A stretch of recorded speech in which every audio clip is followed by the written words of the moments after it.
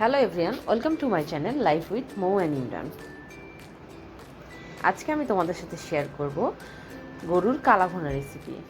তো প্রথমে আমি মাংসটাকে ভালোভাবে পরিষ্কার করে ধুয়ে নিব, কড়াইতে নিয়ে নিব, দেখতেই পাচ্ছ। এরপর আমি সাথে সব মশলা অ্যাড করে দিব। ফার্স্টে আমি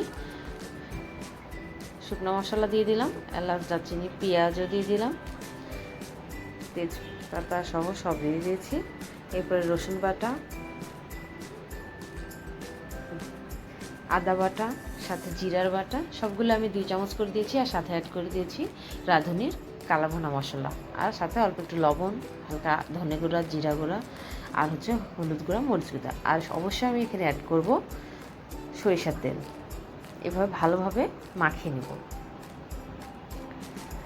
এটা ভালোভাবে মাখিয়ে নিতে হবে, তাহলে টেস্টটা ভালো আসবে। এরপরে এখানে সামান্য পরিমাণে পানি অ্যাড করে দেব। অল্প একটু পরিমাণে হাত ধোয়া যে পানিটা, এটা অ্যাড করে দিলাম। এরপর আমি চুলায় বসিয়ে দেব।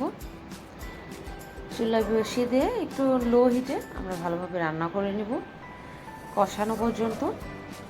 এরপর আমি দেখে নেব যে কী পরিমাণ কষানো হয়েছে। তোমরা দেখতেই পাচ্ছ কীভাবে কালারটা এসছে আর সুন্দরভাবে কষানো হচ্ছে। এরপরে দেখো যে প্রায় তেলটা উঠে গিয়েছে পাতিলে। যখন দেখবে যে তেল ভেসে উঠেছে, এরপরে আমি সামান্য পরিমাণে যে পরিমাণে গরম পানি ঢেলে দিব। হালকা একটু কুসুম গরম পানি দিবে, যাতে মাংসটা সিদ্ধ হবে ভালো মতো এবং তাড়াতাড়ি রান্নাটাও হবে। এরপরে ঢেকে সুন্দরভাবে রান্না করে নেব। এবার একটু ভালোভাবে রান্না করে নিয়ে যখন দেখব যে গায়ে মাখা হয়ে গিয়েছে, তখন সাথে অ্যাড করে দেব বড় করে পেঁয়াজ। তারপর ভালোভাবে নেড়ে দেব।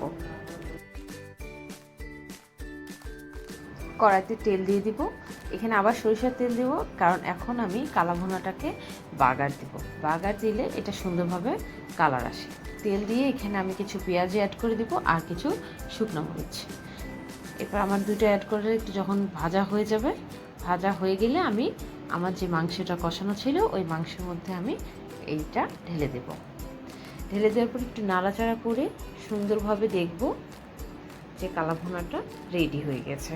আর দেখতেও খুব সুন্দর লাগছে আর লোভনীয় লাগছে। তো আপনারা দেখতেই পাচ্ছেন কি সুন্দরভাবে তৈরি হয়ে গেল মজাদার সুস্বাদু গরুর কালাভুনা। অবশ্যই ভালো লাগলে ভিডিওটা লাইক দিয়ে পাশে থাকবেন। সবাইকে ভালো রাখবেন, সুস্থ থাকবেন। আল্লাহ হাফেজ।